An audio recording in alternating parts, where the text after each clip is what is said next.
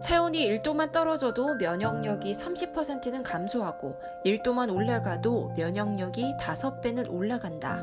정상 체온이라고 하면 우리의 머릿속에는 자연스럽게 36.5도가 떠오릅니다. 우리는 이제 신체 온도의 중요성이 아닌 어떻게 신체 온도를 되찾을 것인가로 물음표를 향하고 있는데요.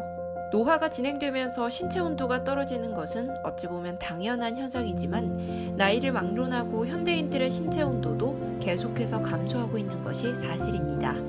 먼저 우리 몸은 어떻게 열을 발생시킬까요? 70%는 몸 곳곳의 장기에서, 30%는 피부 등에서 사용됩니다. 종종 이런 분들이 계십니다. 활동량도 많고 자꾸 더운 것 같은데 손, 발끝은 깨질 듯이 차갑죠. 몸에서 열이 나고 있는데 벌벌 떨고 있는 아이러니한 상황을 맞이하게 됩니다. 이는 뇌의 시상하부에 위치한 체온 조절 중추가 제 역할을 못하고 있을 때 나타나는 현상인데요. 시시각각 변할 수밖에 없는 체온을 균형 있게 유지할 수 있는 이유는 체온의 항상성을 유지하기 위해 부단히 노력하고 있는 인체 내의 시스템 덕분입니다.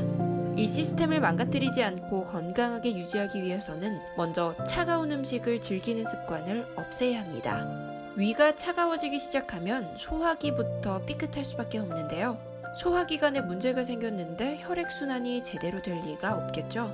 신체 온도 유지에 있어서 술과 담배가 최악으로 등장하는 이유 역시 말초신경들을 수축시켜 혈액 공급이 끝까지 쭉쭉 뻗어나가지 못하게 방해하기 때문입니다.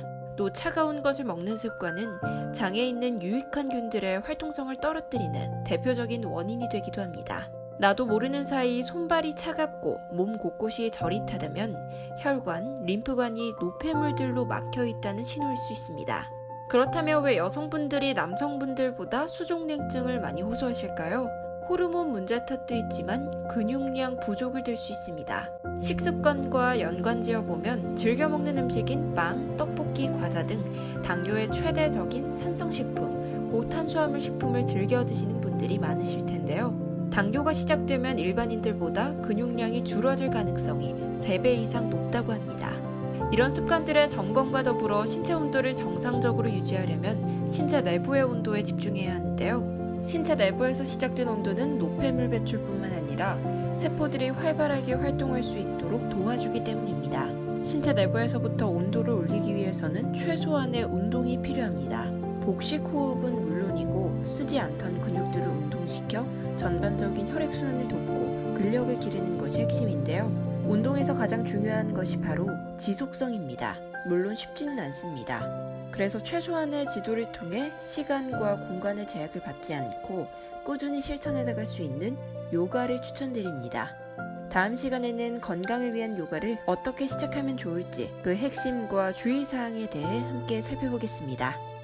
구독과 좋아요, 알람 설정 부탁드립니다. 감사합니다.